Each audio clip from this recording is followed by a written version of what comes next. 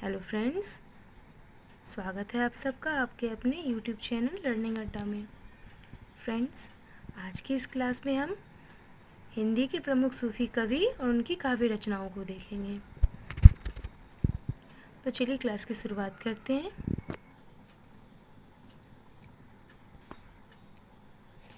हिंदी के प्रमुख सूफी कवि और काव्य निम्नलिखित हैं। सबसे पहली जो रचना है वह है हंसावली। हंसावली का समय क्या है? 1370 ईस्वी।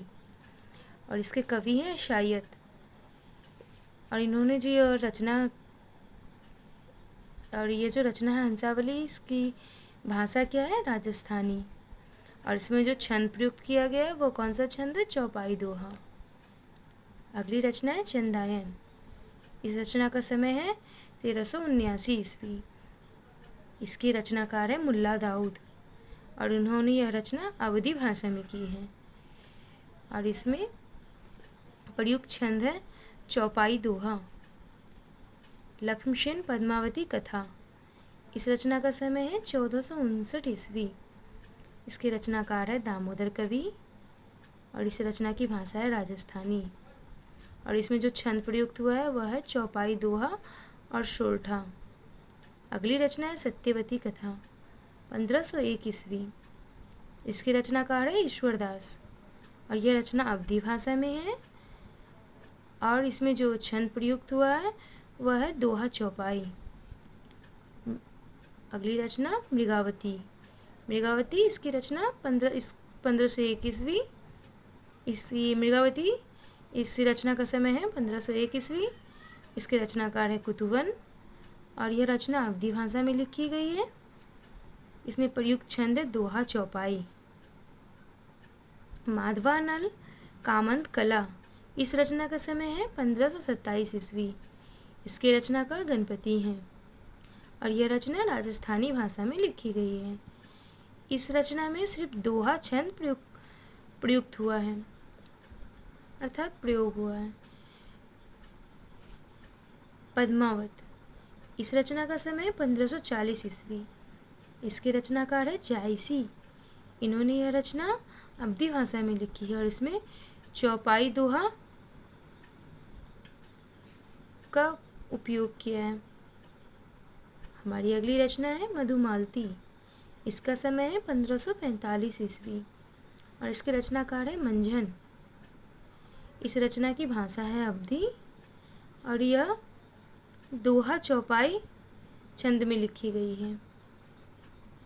आगे रचना है माधवानल कामंद कला चौपाई। माधवानल कामंद कला चौपाई, इसके रचनाकार हैं कुशल लाभ। माधवानल कामंद कला, इस नाम से दो पुस्तकें हुई। माधवानल कामंद कला जिसे गणपति जी ने लिखा है और एक है माधवानल कामंद कला चौपाई जिसे कुशल लाभ जी ने लिखा है। तो इसमें कंफ्यूज नहीं होना है। गणपति जी की पुस्तक का नाम है माधवानल कामंद कला और कुशल लाभ जी की पुस्तक का नाम है माधवानल कामंद कला चौपाई। ठीक है। अगली रचना है प्रेम विलास प्रेमलता की कथा। इस रचना का समय है 1556 ईस्वी। इसके रचनाकार है जटमल और इस रचना की भाषा है राजस्थानी। रूपमंजरी। इस रचना का समय है 1568 ईस्वी। इसे नंददास जी ने लिखा है और इस रचना की भाषा ब्रज भाषा है और इसमें जो छंद प्रयुक्त हुई है वह है दोहा चौपाई।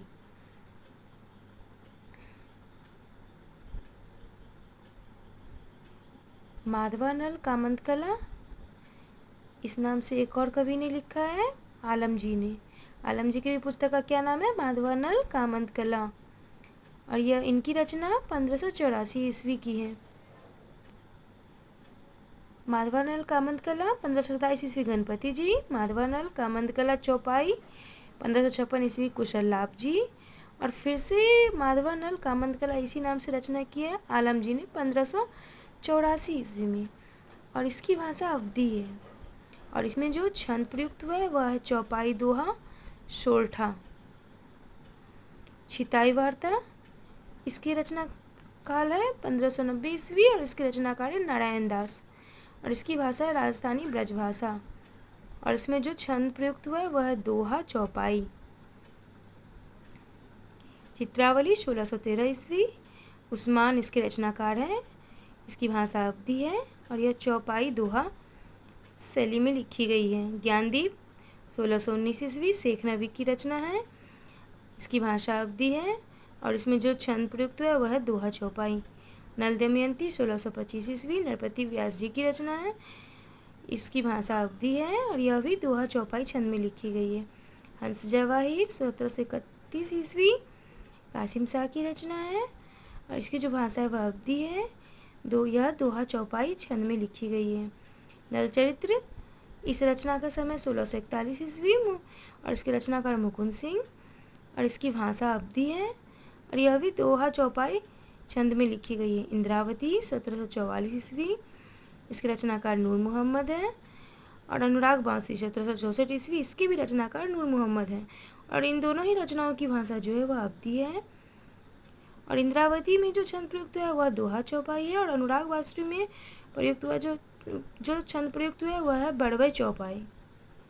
तो दोस्तों वीडियो कैसी लगी हमें कमेंट करके ज़रूर बताएं और यदि वीडियो अच्छी लगी हो तो हमारे चैनल को सब्सक्राइब करें।